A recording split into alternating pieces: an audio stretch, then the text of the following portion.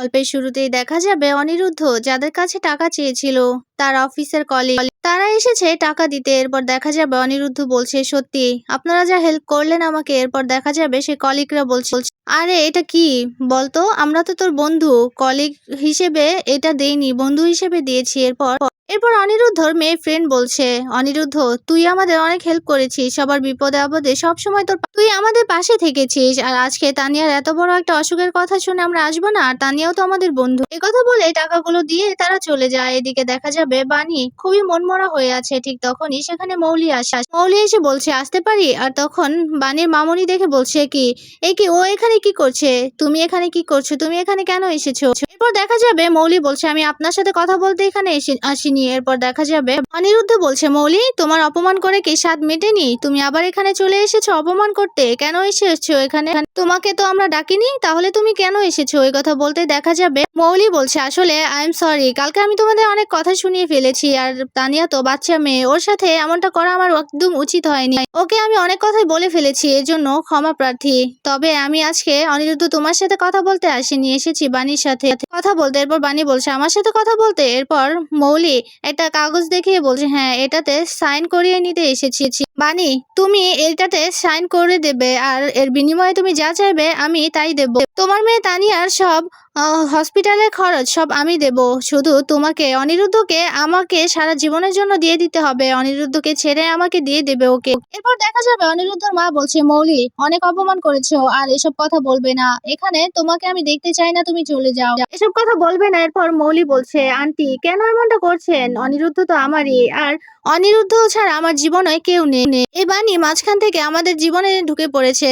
অনিরুদ্ধ আর আমি সারা জীবন একসাথে থাকবো। বানি নাও সইটা করে দাও। এরপর অনিরুদ্ধ বলছে একদম চুপ করে থাকো মৌলি, তুমি অনেক বেশি কথা বলো কিন্তু, এসব কি বলছো? এরপর দেখা যাবে বানি বলছে মিস্টার চ্যাটার্জি আপনি চুপ করুন আর দিন। মৌলি দিদিমণি কাগজটা আমার হাতে দিন। এই কথা বলে হাত বাড়ায় বানি। এদিকে অনিরুদ্ধ এসব কিছু শুনে অনিরুদ্ধর মনে পড়ে যায় বানির কথা। বানি অনিরুদ্ধকে ভুল বুঝেছে। অনিরুদ্ধ মনে মনে বলতে থাকে বানি তুমি ভুল বুঝে আজকে এমনটা করছো। এদিকে দেখা যাবে বানি বলছে দিন কাগজটা। এই কথা বলে কাগজটা হাতে নেয় বানি। এরপর বলছে আপনি যা চান তা হয়ে যাবে, তবে মৌলি দিদিমণি আমি আপনার কাছ থেকে এক গ্লাস জল পেতে পারি? এরপর দেখা যাবে বানির মামুনি বলছে বানি কি করছিস তুই?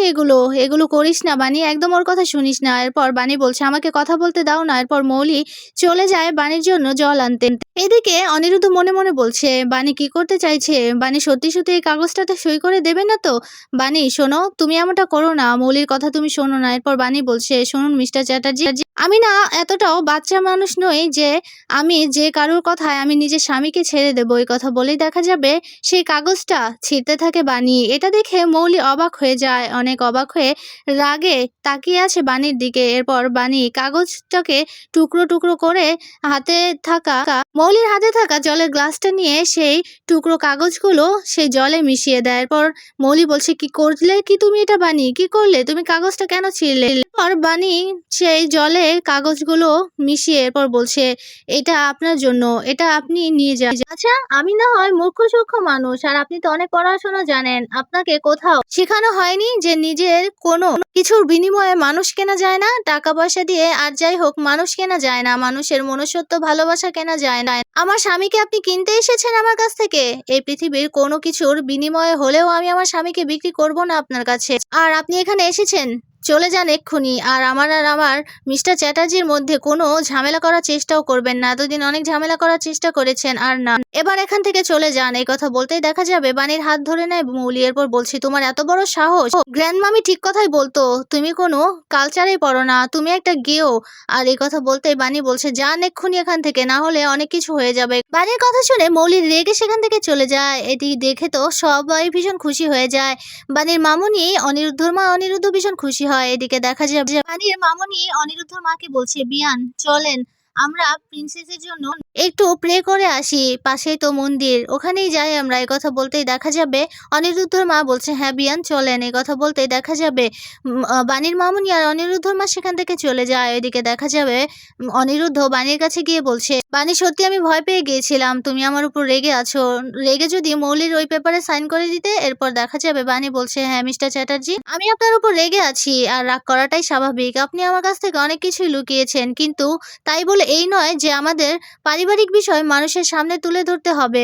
মিস্টার চ্যাটার্জি, আপনি আমার স্বামী, আর আমার স্বামীর সম্মান রক্ষা করা আমার কর্তব্য, তাই আমি আমার স্বামীর সম্মান রক্ষা করেছি।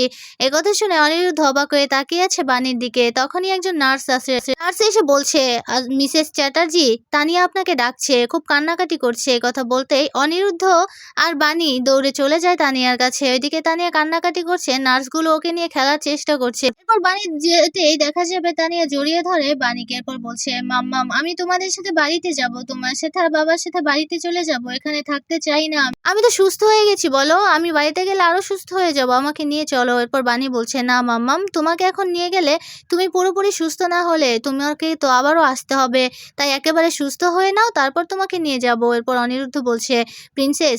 এরপর দেখা যাবে তানিয়া কান্নারত অবস্থায় তাকিয়ে আছে অনিরুদ্ধর দিকে। এরপর অনিরুদ্ধ বলছে, প্রিন্সেস, তুমি একদম চিন্তা করো না, তোমাকে আমরা নিয়ে যাব, তুমি একটু সুস্থ হয়ে নাও। এরপর বাণী বলছে, হ্যাঁ মাম্মাম, আমরা তোমার সবাই তো তোমার পাশে আছি না, তুমি ভয় কেন পাচ্ছ?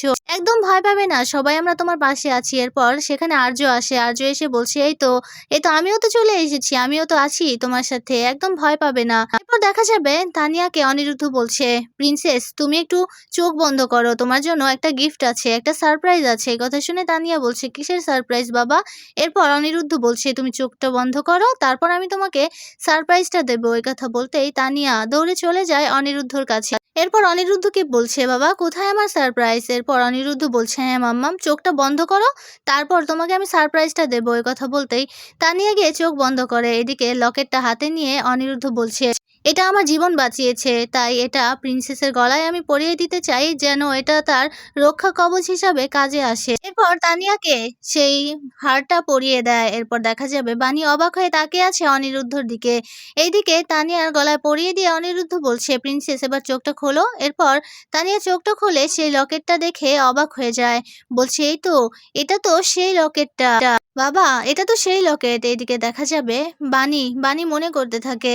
ওইদিকে তানিয়াও মনে করতে থাকে, তানিয়া যেদিন এই লকেটটা পায় পকেটে অনিরুদ্ধর, তখন দেখাতে গেলে অনিরুদ্ধ সেটা নিয়ে নেয় তানিয়ার থেকে। এরপর তানিয়া বলছে, বাবা এটা তো ওই লকেটটা। এরপর দেখা যাবে অনিরুদ্ধ বলছে, হ্যাঁ হ্যাঁ প্রিন্সেস, এটা তোমার। এদিকে এসব কিছু দেখে ভীষণ খুশি হয়ে যায় বাণী। বাণী মনে মনে বলতে থাকে, আপনি এটা আসল উত্তরাধিকারীর হাতেই তুলে দিয়েছেন, উত্তরাধিকারের হাতেই দিয়েছেন, তবে আমি এটা বলতে চেয়েও বলতে পারিনি যে এটা মালিক আমি, এটা আমি কোনোদিনও বলতে পারবো না। আমি বলতে চেয়েছিলাম, কিন্তু তানিয়ার এই অসুস্থতার জন্য আমি জানতে পারলাম যে আপনার আর আমার মধ্যে অনেক দূরত্ব, আপনি আমার কাছ থেকে অনেক কিছুই লুকোন, তাই আমি এই কথাটা আপনাকে আর বলতে পারলাম না, আর কোনোদিনও বলবোও না। ওইদিকে দেখা যাবে ডক্টর এসে অনিরুদ্ধকে বলছে, আর 48 ঘন্টা সময় আছে, এর মধ্যে কিন্তু অপারেশনটা সাকসেসফুল হতেই হবে, টাকাগুলো আপনার তাড়াতাড়ি জোগাড় করুন। এই কথা বলে ডক্টর চলে যায়। এদিকে ভেঙে পড়ে অনিরুদ্ধ। এরপর বাণী বলছে, 48 ঘন্টার মধ্যে এতগুলো টাকা কি করে জোগাড় করব, কি করে, কিছুই বুঝতে পারছি না। এরপর দেখা যাবে অনিরুদ্ধর মা বলছে, অনিরুদ্ধ আমাদের ফ্ল্যাটটা বিক্রি করে দে, যা টাকা আসবে তাও তো একটু হেল্প হবে। আর তখনই সেখানে অনিরুদ্ধর কলিগ আসে। এরপর এসে বলছে, স্যার,